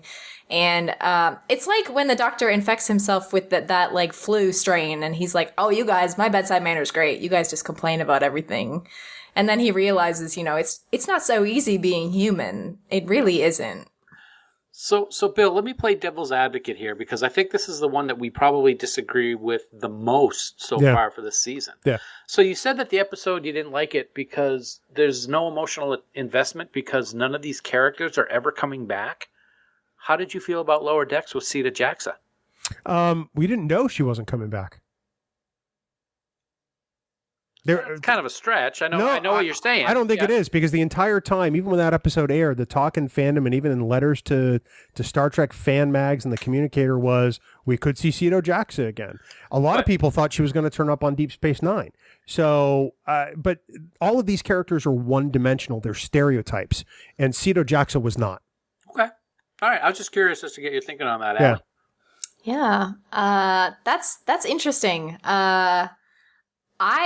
For one, I don't know if it's just me looking at this from a 24-year-old Trekkie's perspective, but sure. I was feeling the emotions run a little hot in that episode. I don't know if it was just me because I get emotional about literally everything. That might be why. I don't know.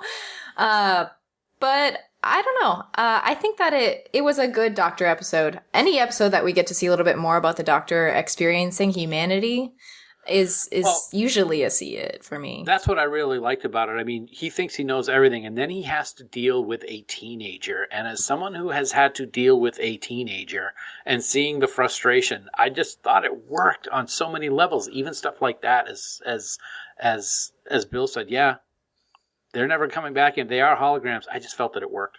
Just my 2 cents. And I respect that. I mean, Camp Kittimer obviously agrees with the two of you in large numbers. 82% said they would see this episode. I get that I'm in the minority.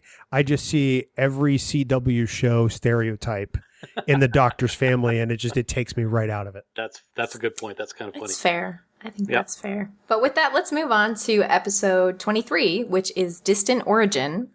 And so in this episode, a reptilian scientist trying to prove his heretical theories kidnaps Chakotay and draws the entire crew in conflict between his race's doctrine and the startling truth about its origin. So what do you think, Bill? I think for me, this one is a see it kind of. And that's just a little stronger than barely. There's enough here to keep it interesting. I like any time that we get a species that is kind of looking for its own origin and then we find out that it ties back to us. I think that the discovery of the human skull and how these aliens examine it is really kind of cool. And then it leaves them with a particular quandary. I would watch this one again. I think it's entertaining enough, Dan. Okay, so I like how you gave it a see it kinda. I didn't know we had different levels of see it, so that's kind of funny. I just created it. You gave it see it kinda. I gave it see it barely. So, okay, a little bit higher, a little bit lower than yours, a little bit higher. I really don't know because I wasn't really listening to you anyway. But I'm going to give this a see it barely. So, okay, so let me get this straight. Earth's dinosaurs didn't really go extinct. They evolved into sentient, intelligent beings who invented space travel and left the planet. Okay. But what really works for me in this episode is that it starts out with the whole dinosaur thing, but then evolves, get it, Bill? Evolves, into a story about the fear of change. And for me, that kind of works because I know a lot of people have fear of change. So I gave it a see it B. I guess you could say. See Allie? it be. My goodness, you're going to have to retitle the name of this show. It's going to be I know, like, right? see it maybe, skip it maybe. It's going to be and never ending. Trek Geeks, meh. I gave it a see it. I don't know if I'm barely or if I'm kind of. I feel like it's not quite a solid see it. Yeah. But I think that it's fascinating in which we get to see something of a different species, and it's not just them being fascinated about us. There's something at stake there where the scientist is saying, this is something that could change everything. And obviously his species is not so hot about that. It's also something we see more of in Star Trek Online.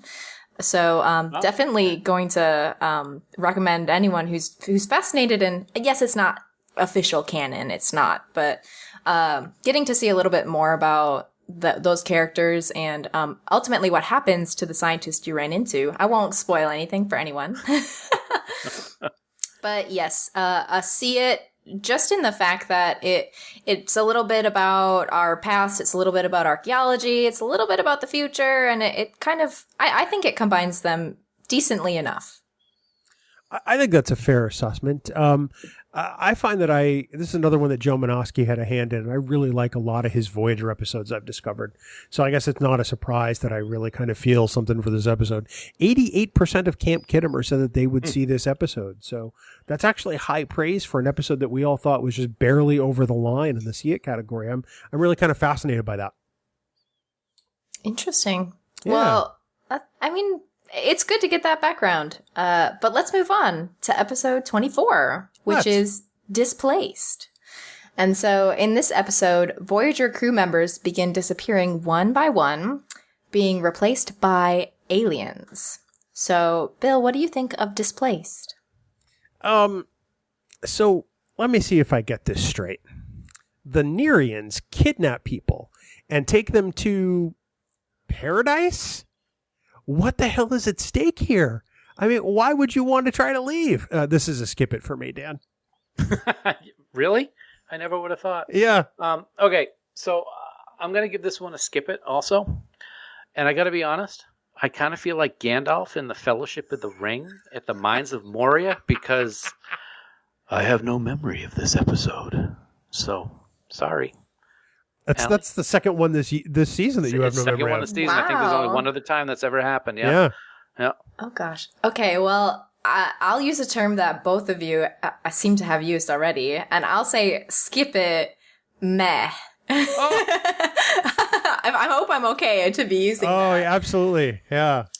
Yeah, it's not a solid story. It really isn't. It's all over the place, and there's nothing memorable about it. Like Dan was saying, he doesn't even remember it at all. So there's nothing in this episode for me. No, but I mean, the Nerian place seems nice. I'd like a condo there, or at least a timeshare. That would be pretty awesome. This is another one of those episodes with Camp Kittimer that is straight down the middle. And I think that we're discovering that with those ones in this particular season, it kind of tells us a lot about the episode itself. 54% of Camp Kittimer said they would see this. So this really is very polar in its voting, which I am totally fascinated by. That's interesting. Well, Camp Kittimer is going to have to let us know more about why they feel this way. I'm absolutely. Leave some comments. I want to listen to them. Yeah, hit us up in the post in Camp Kittimer and tell us why, because we'd love to know more. Yeah, absolutely. But we're getting to the end here. My goodness. We are. So let's move on to episode 25, which is Worst Case Scenario. And in this episode, a buried holonovel with high entertainment value depicting a Maquis mutiny against Captain Janeway is discovered. So Dan, what do you think about Worst Case Scenario? Well, I'll give you a hint. Any time that the Trek Geeks do an entire episode on a specific episode of Star Trek television, chances are it's going to get a see it. And this is a big time see it. I think this is my favorite episode of the season, to be perfectly honest with you. It's great. The actors get to play out of their regular shell, and it looks like they all just had a fantastic time doing it. And it's great to see Martha Hackett again as Seska. I used to hate this character, but now she is so diabolically awesome that I loved seeing her, even if it was just in a holodeck simulation that, surprise, goes wrong. No, come on. Dan, you used the perfect word in describing Seska and diabolical. She really ascends to that level as an adversary in Star Trek, and there are so few that really seem to. And for Voyager, I think she's perfect. This obviously for me is a see it. This is one of my favorite episodes of the season. And honestly, I think it's a great downshift before the season finale. I was never that happy with the way the Maquis and the Starfleet crews were just sort of instantaneously harmonious and everybody was happy. But this shows that there's elements that were considered as a possibility by somebody, not to tip off too much. And that's really what makes it fascinating, Allie. I am also see it. 100% see it. I don't know if it's my favorite episode. It might be my second favorite episode of this season. Everyone is all about this program. Everyone's loving it. Everyone's trying it out. Just because of the fact that it's so different from what actually happened. They're just like, I have to know what someone thought it might be. And I hated Seska. I thought she was, I thought she was very not complex as a villain, and then we see more of her, and then we see more of her, and then we see more of her, and it really, that original hate turned into, well, now I just love to hate her because she is a terrible villain, not because I dislike her character, but because I dislike what her character does and the problems that she ensues. And like a lot of the big baddies in Star Trek, the Marcolimos, Martha Hackett is one of the nicest people you'll ever meet at a convention. She is so sweet and so joyful that she really is the antithesis of Seska, and it's really great to see. Nice. So we all were in 100% agreement on this particular episode. Camp Kittimer, however, was almost there. 99% of respondents in Camp Kittimer said they would see worst case scenario. And actually it was 98.7 something. So I rounded up to 99. So friggin' Trabuzio. Well, yeah, that's probably him. Yeah. So I'm really fascinated by that. I've never seen one come so close to unanimous.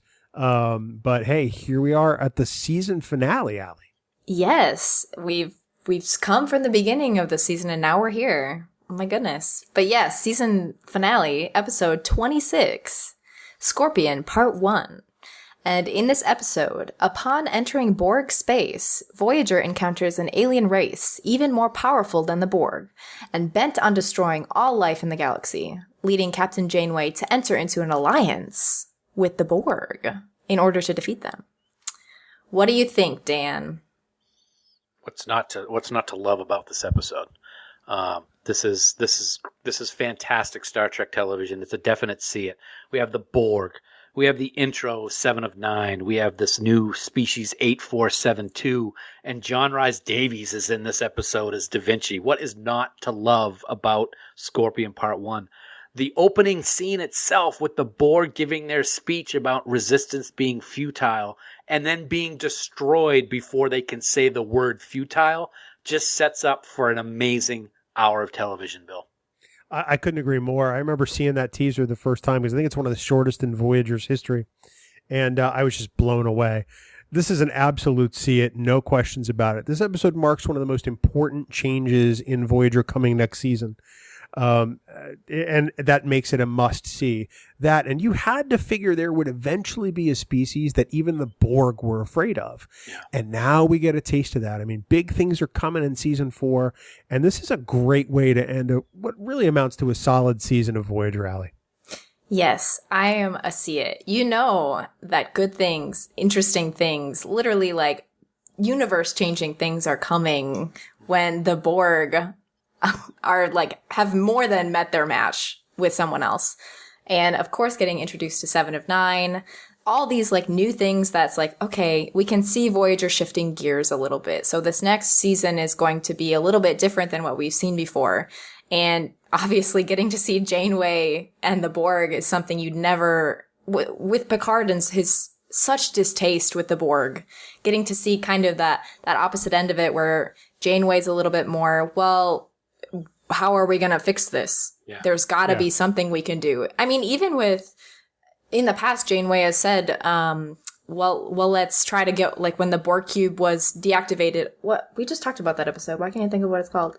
With the new collective? Yes. Yeah, Unity. Where she says, let's go on. Let's find out their technology. Let's find something to destroy them. And everyone's kind of like, hold up a sec. Yeah. I don't know if I want to do that. But with Janeway, she's really like, what are her other options at this point? Yeah. Let me ask you guys this before we get to Camp Kittimer's results, Bill. Is this the episode where they're going through kind of like a nebula and all of a sudden there are Borg ships coming at them and Janeway yells for Tom and he like does a nosedive to miss the cube? Is that from this episode? I don't remember. I'll have to double check because that's another great moment. And if it is, it's because they're running from 8472. I can't remember, but still nothing beats that opening teaser like we talked about. Great, thanks for that, Dan. You bring so much to the show in these moments. It really just brings a tear to my eye and a song to my heart.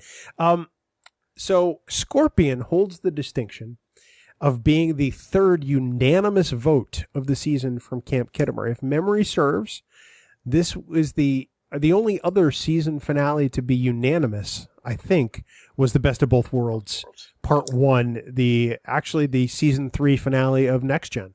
So a kind of an interesting coincidence there. But 100% as far as Camp Kittimer.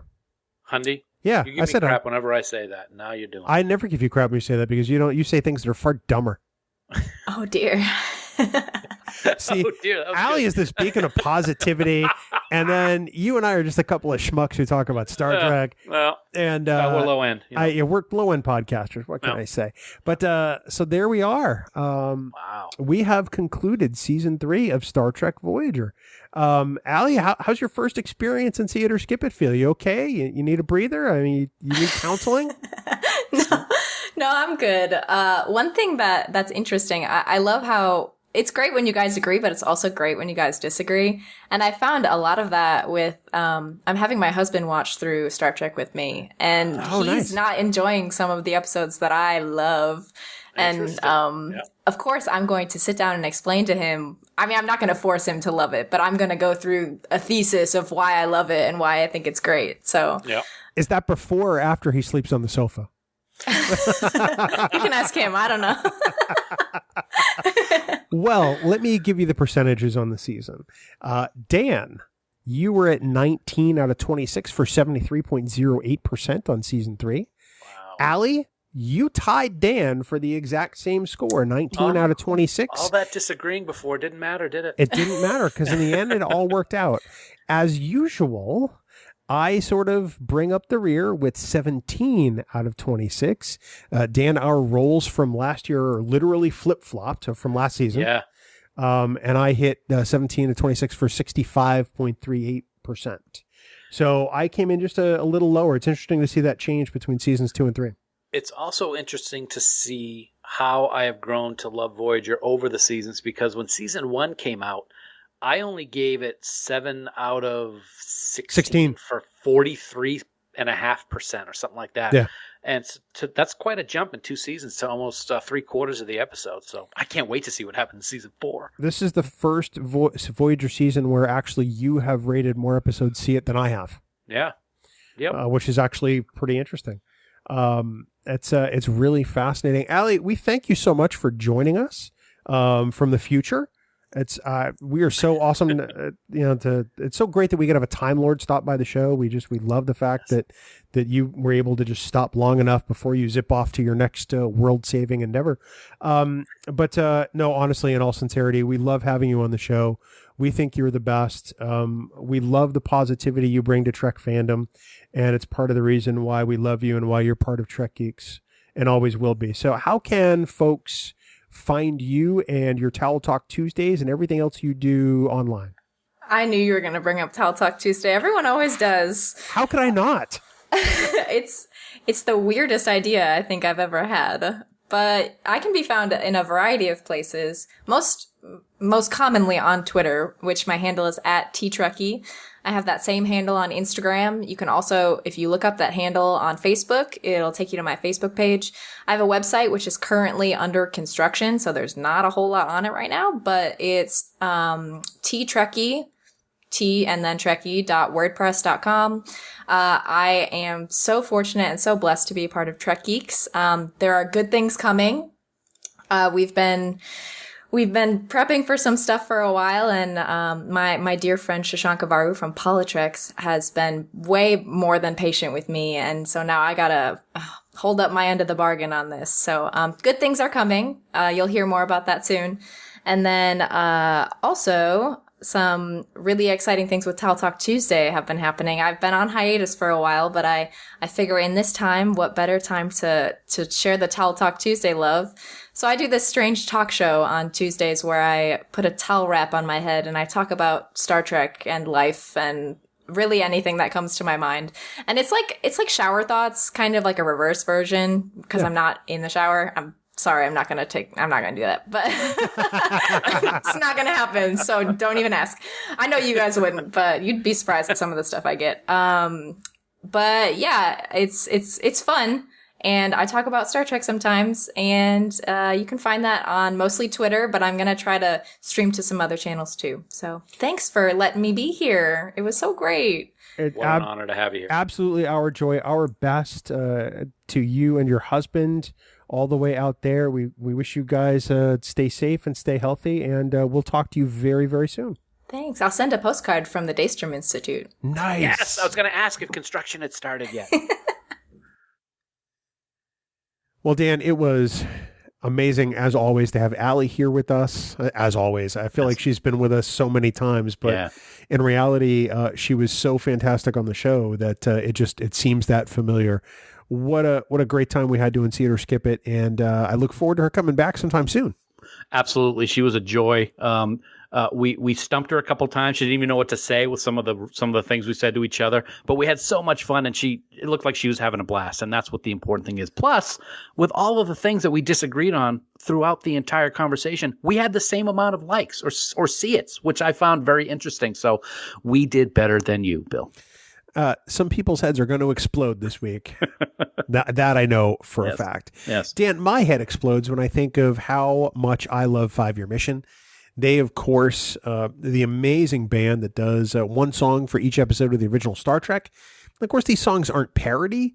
They're not chiding or making fun of these Star Trek episodes. They are legit compositions that help you see these episodes in a different way, which is really why I love their music so much. We want everyone to head on out to 5yearmission.net. Get all of their CDs. Really just get them all, put them in your cart, get them in your hot little hands, put them in your CD player and hit play, and we guarantee you're going to become a huge fan. Plus, check out their podcast here on the Trek Geeks Network, interestingly enough, called 5 Year Mission. I guarantee there's going to be some conversations there you're going to love, and the guys are, well, as you might imagine, are pretty funny, Dan. They are pretty funny. I love them. I love their music. I love their podcast. I love their podcast title. The title is just like none other ever. It's just great. So nice job on that one. You know what else I like, Bill? Is my rewatch that I'm Your face? Oh God, that goes without saying. This one, Bill, really, in all honesty, though, was an event like no other. One of the most recognized characters of all time returned to the Star Trek universe. People thought this legendary drummer had defected to Romulus, but nothing could have been farther from the truth, or further from the truth. I'm really not sure which way you say that. Further. Thank you. He went there to help bring peace to the entire quadrant. His mission, Bill, was to unite the Vulcans and Romulans to appreciate the same kind of music. It is the epic TNG two-parter, Unification. I'm just going to drop the mic and walk away. I wish you'd just walk away. I actually thought that was funny. That was actually pretty good. I can't believe I haven't used that one before. That's 2 out of how many hundred? Oh, I don't know. 200. 200 or so. So you're at a 1% rate in which of these ones that I like. But I hope that you don't take that to mean you should get lazy. You should work at least this hard on next or the one for the next episode. I think I can do that. I doubt you can do that, but we'll see what happens. I don't really think I can do that. That's 5yearmission.net. Please support the band. Get all their music because we guarantee you're going to love it. Of course, we want to remind everyone that you can support the Trek Geeks Podcast Network via Patreon. There you can see the new designs for both our annual supporters pin and our annual t-shirt for 2020, as well as get unedited audio of all of our podcasts, along with some additional perks, Dan. Absolutely. And right now we want to take a moment to thank our associate producers for Trek Geeks. We are so grateful for their support. And they include Adam Sanders, Brandon Everidge, Heather Sohn, John Krikorian, Rick Tatro, Trey Womack, Sean Lynn, Tim Robertson, Tim Serdar, Vikram Bhatt, Greg Rozier, Andy Fark, Kimberly Francis, Ron Robel, Brooke Horton, Christina Werther, Jim McMahon, Luke Burnham, Eric Sakian, Lisa Tomlinson, Jamie McGregor, and the gracious and wonderful Conrad Hutchins. You can't get that close to the mic. We also want to thank our Trek Geeks producers for their support. They are Ken Tripp, Casey Shasky, Charlie Mulvey, Chris Trabuzio, Craig Ewing, Eric Extreme, Jackie and Chris Hackney, Lionel Marchand, Matt McGonigal, Mike Bovia, Sean O'Halloran, Peter Craig, Ken Bird, Jamie Rogers, David Hood, Rachel Delaney, Kyle Castillo, William Edward M., Chaz Bradshaw, and, of course, the lovely and talented Jess Fashon. You too can become a producer on the Trek Geeks Network. It's so easy to do. Just head on over to patreon.com/TrekGeeks today for all the details. Dan, next week, well, we're going to take a break for the holiday weekend in observance of Memorial Day here in the United States. But in 2 weeks, we'll be back, as Paul Harvey might have said, with the rest of the story. I loved Paul Harvey. I did too. Yeah. Yeah, we sure will. If you remember, it was about 3 years ago that we had our epic 100th episode, A Journey to Futures Past, Part 1, where we told the story of our journey to the sets of Star Trek Continues. We never actually got around to telling the second part of that story, and that was something we felt generally bad about. So in 2 weeks, we're going to bring you the audio from that second day of the trip. It's lost audio from Kingsland in 2 weeks' time on the flagship of the podcast network for your fandom. Yeah, we had hoped to actually do a produced audio documentary second episode, and then things like Star Trek Discovery and producing a podcast network and everything else tended to get in the way of that large project. So it was kind of the unfinished business we had going on, and we're going to wrap that up in 2 weeks here on Trek Geeks. Of course, for more great Star Trek discussion, please check out the other member podcasts of the Trek Geeks Podcast Network. You can find them all, including where to listen, by visiting trekgeeks.com/listen. And of course, for all the news on all the Star Trek CO, please visit our great friends at treknews.net. For now, this has been episode number 219 of the Trek Geeks Podcast. We do hope you all live long and prosper. Cry coconut, and let's slit the docks of war. I'd give real money if you just shut up. Music for Trek Geeks is provided by 5 Year Mission. They're writing one song for each episode of the original series. Download their music at 5yearmission.net. Trek Geeks, a Star Trek podcast, is a production of Coconut Media Works, executive producer Bill Smith. For even more Star Trek discussion, check out Discovering Trek, a Star Trek Discovery companion, available on Apple Podcasts, Spotify, and discoveringtrek.com.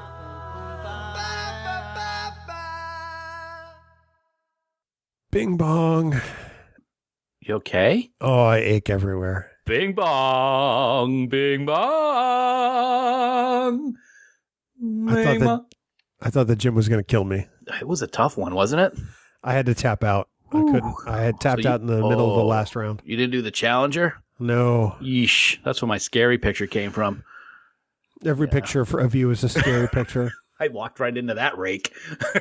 Toing. Yeah, the Challenger was, it was tough.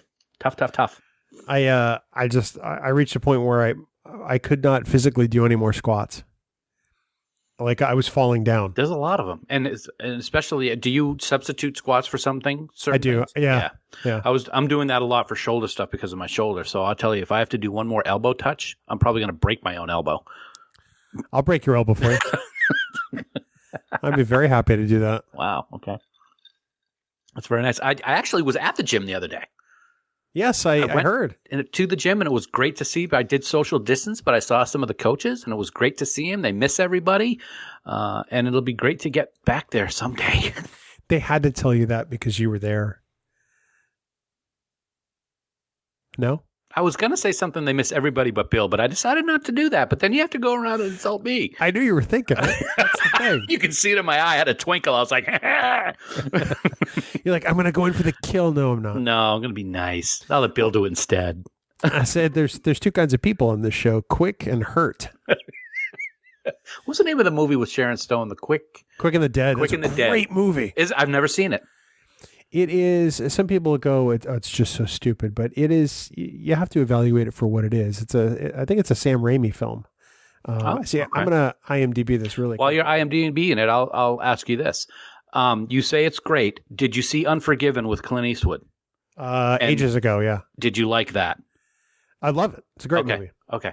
All right. I just want to But make sure we're on the this same page. This is different because you get Gene Hackman just chewing scenery. Okay. He is a sadistic, bad man. And the control he holds over this town is just gross. Oh, okay. And Sharon Stone's character is different for the time, but yeah, female gunfighter. Okay. Yeah.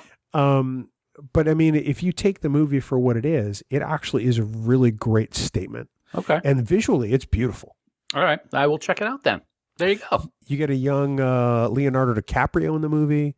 Oh, wow. You get Tobin Bell, who was in Saw. You get Kevin Conway, who was Kailash in Next Generation. Yeah.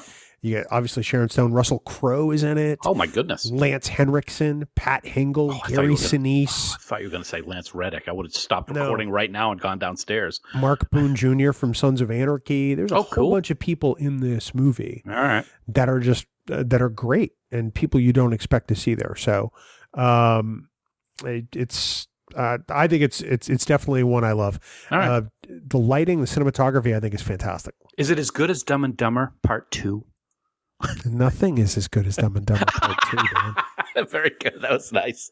Oh, and Keith David. I don't know how I skipped over his name in the credits. That's all right. Probably because you weren't reading it. I was reading it. I just was scrolling at the same time. I see. You're such an idiot. Yeah, but you know what? It makes it fun, doesn't it? What exactly? Wait till you hear my Farkism this week. Great. It's going to be awesome. By the time people are listening to this outtake, they will have already heard it. But they will. Yeah. So will I. Yeah. Still. Anyway. I look forward to it with great joy. Anticipation. See what I did there? I like that. That was very good. And as I was getting ready to come up here and record tonight, before we flipped on Big Bang Theory, I was flipping through the stations and Star Trek The Motion Picture was on one of the Epix channels. I could just like sit and listen to that music for hours. It was the boring part where they're just going through Voyager and all you see is how small the ship is and the music plays. So basically an hour and a half of the movie. I'm just wondering how much more you can hold your ice cubes next to the friggin' microphone. I want people to know why I'm drinking. I was watching the boring part of Star Trek The Motion Picture. There is no boring part of Star Trek. No, there really isn't. It's all wonderful. I got to say, they all like to wear their uniform shirts open. McCoy's got a whole going out there with his chest hair. Forest, yeah. It's a Forrest Kelly, right? I know, it's right. That's what that was very good, yeah. Anyway. So we just broke the news to patrons on the segment that our regular listeners don't get to hear, that we've decided we are not attending Las Vegas this year if in fact Star Trek Las Vegas is still held. Yep. And it's sad. a bummer. I'm incredibly sad. Yep. But as we talked about, it is the right thing to do in both of our minds with everything going on. And as I also said, it will make 2021 all that much more enjoyable. And we will love it tenfold next year. I have a responsibility to my family, and as you do yours, to stay healthy. And we can't necessarily guarantee that by going to a place that where people may not have that foremost on their mind. Right. And we've seen that already where that's not always the case. And I just think it will. I personally hope that at some point in the near future, whether it's Creation, whether it's the Rio, cancels it. I don't want it to be there where barely anybody shows up. It's a complete money drain for Creation and it causes problems going forward. I'd rather it get canceled. They get their insurance money, however they need to do it. And 2021 is a huge tremendous bash that we all can go to and have a great time. I think we're going to have to throw the biggest party we've ever seen. Simply just to make up for the year we didn't get to have. Almost like 2 parties in one. Right. Fan Geek Geeks. Party. Oh, I actually kind of like that. Fan Geek Geeks Party. So we'll just call it Party. There you go. Fan Geeks Party squared. No. You had me up until the stupid Sheldon laugh. Well, that was a snort. That wasn't a Sheldon laugh. It was pretty close. It's hard it's hard to discern the difference. How about a Sheldon snort? What does that sound like? Yeah, I'm sorry I asked. Oh, goodness gracious me. Hey, dude, see it or skip it. Season 3. Come on, man. What a load of fun. Can I just say, Allie Martinez is probably one of the genuine nicest humans on this planet. Yeah.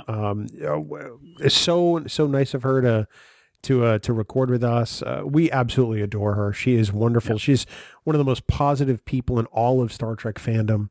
If you're not following her on social media, you absolutely should, because we think she's amazing. She is the next generation of this fandom, and I think that with people like her, fandom is in great hands. Yeah, you said it. And I think everybody on the planet does follow her, because she'll put a tweet out and I'll check it like 30 seconds later and she's already got like 575 likes or something like that. It's like, what? I had 3 on my last one. So I don't know. But you're absolutely right. She's fantastic. And I think she was like, we were doing our normal spiel during the conversation and she's like, her jaw's dropping and she's putting her hands on her ears as we're doing our thing. We had a great time. We love her to death. And I can't believe it. It was only last year when I first met her, or 2 years ago in Vegas. Yeah, 2 years ago. Wow, it's amazing. And she's way over across the pond now. The other pond. Yeah, I was gonna say the other pond, the Pacific pond. Right. Know. Yeah. Mm-hmm. Yeah. So actually, this means you're not going to DST either, right? Now that let me loop back to conventions. We canceled that right at the beginning of this whole thing. I think we canceled it, and we didn't actually make any reservations for anything yet. We just knew that we were going to. We had set up things with my cousin, my nephew who's out there, but we decided, no, not doing any of it. So there are no conventions in the foreseeable future. The only thing I have to look forward to right now is Trek Geeks Live in Concord, New Hampshire, in October. Assuming at this rate that it happens, we're going to proceed as though it is. Yeah. And Sue and I were driving last weekend with the dogs, and we went through Concord and drove right by it. I was like, oh, that's where we're going to do our thing. Yeah. It's a great little venue, 300 seats. It's very nice. Yeah, it does. I was going to say, we should go up there and take a tour one of these days, but that's probably not the best idea. Not right now, no. No. So are you ready to do the see it or skip it thing? Always ready to do see it or skip it, man. Always ready. Oh, that's a first time for everything. I know. You'll be surprised. Yeah. I can't even wait. Here we go.